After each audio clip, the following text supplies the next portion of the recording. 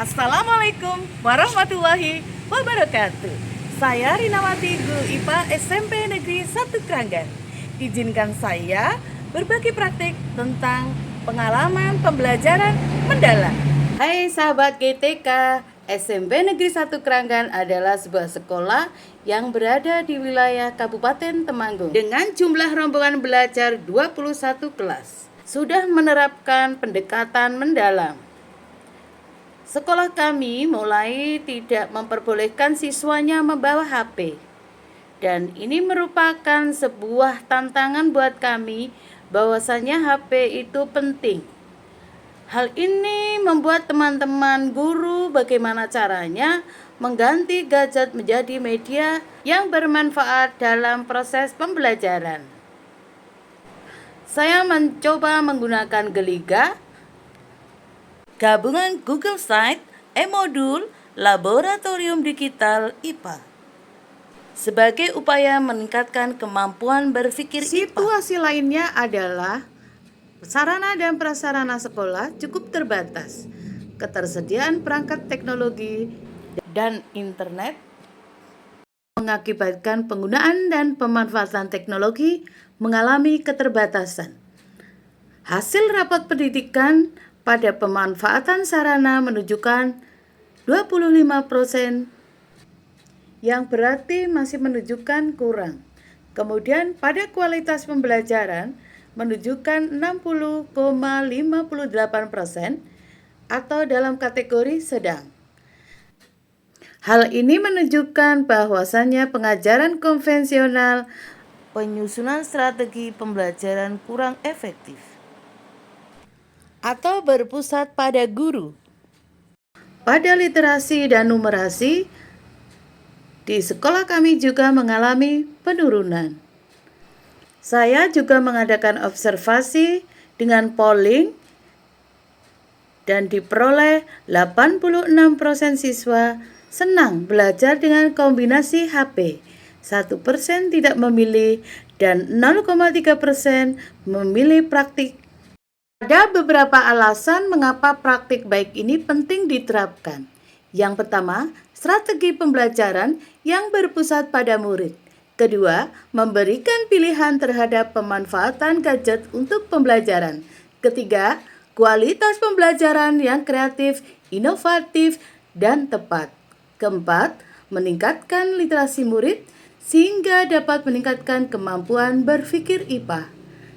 Kelima, mewujudkan platform digital untuk pembelajaran e-modul. Pilihannya dengan Geliga.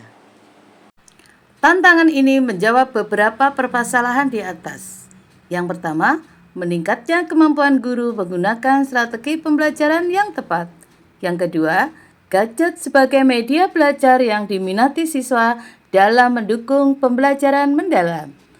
Ketiga, menggunakan media pembelajaran yang tepat, menarik, dan berbasis teknologi.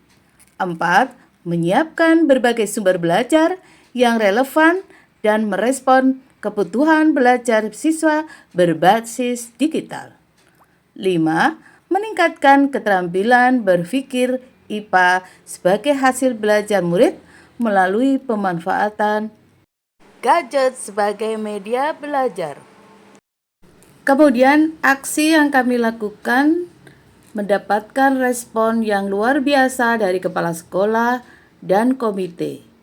Penggunaan gadget di sekolah akhirnya mendapatkan izin dan siswa dapat menggunakan sebagai media pembelajaran. Yang saya lakukan adalah saya memilih model pembelajaran yang tepat, kemudian menyusun bahan ajar yang akan digunakan, dan segera saya menyusun LMS Learning Management System dengan menggunakan Google Site atau yang kita kenal dengan e-modul. Selanjutnya, saya menyiapkan aplikasi atau platform laboratorium digital science dan asesmen serta refleksi. Saya juga menyisipkan quizzes sebagai alat untuk mengukur asesmen dan Mentimeter yang digunakan untuk merefleksi kegiatan pembelajaran. Semua ini disematkan dalam e-modul, situs web sederhana dan mudah diakses. Saya menyusunnya menjadi e-modul. Sebelum pembelajaran, siswa sudah mendapatkan link e-modul. Tahap berikutnya adalah pengalaman belajar mengaplikasi. Siswa dibagi dalam kelompok-kelompok kecil dan mereka mendapatkan 2 perangkat mikroskop dan alat praktikum serta bahan yang sudah disiapkan siswa. Kemudian siswa mulai melakukan praktikum pengamatan dan penggunaan mikroskop. Tersedia di platform laboratorium digital. Di sana siswa mendapatkan aha moment karena fitur-fitur laboratorium digital sangat menarik. Kegiatan ini dipadukan dengan menyediakan pemanfaatan gadget sebagai media belajar siswa, sehingga siswa aktif berdiskusi, mengumpulkan data, mengamati, dan membaca literatur, membandingkan hasil, memverifikasi hasil pengujian awal, dan terakhir adalah pengolahan data, kemudian persiapan presentasi. Di tahap akhir atau generalisasi dan kesimpulan, fase ini melibatkan penyimpulan presentasi dengan penguatan DPL kolaborasi dan komunikasi. Refleksi penemuan telah dilakukan. Guru mendorong siswa untuk berupa menyimpulkan, merangkum penemuan mereka dan merumuskan konsep baru. Selanjutnya adalah pelaksanaan post-test. Ini digunakan untuk mengukur ketercapaian tujuan pembelajaran.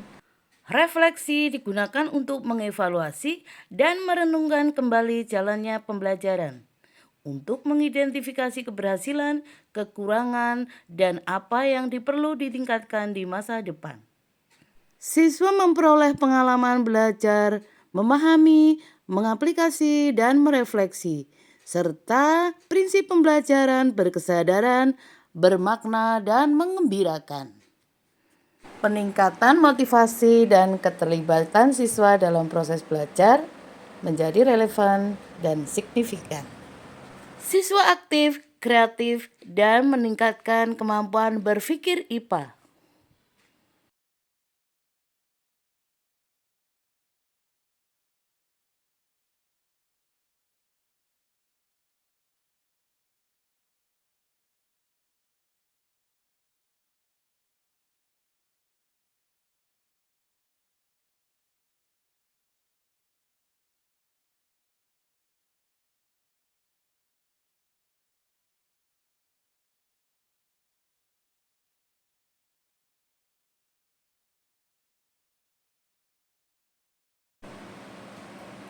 Demikian dan kejutan dari kami, rapor pendidikan kita menjadi hijau yang artinya dalam kondisi baik. Terima kasih, tetap semangat, semoga menginspirasi. Salam GTK.